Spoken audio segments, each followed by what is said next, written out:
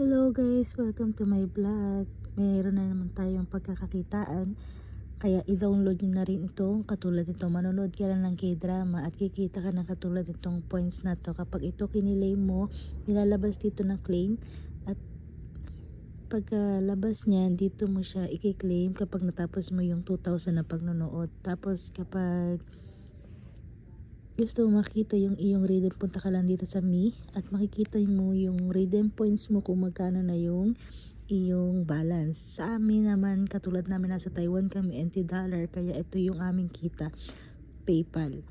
I-withdrawin namin sa PayPal.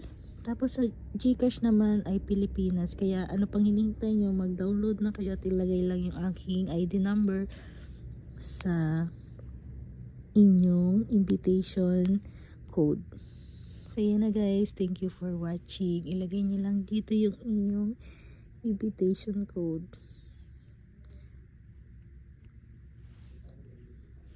Yan, 50596286. So yun guys, manonood ka lang, kikita ka pa.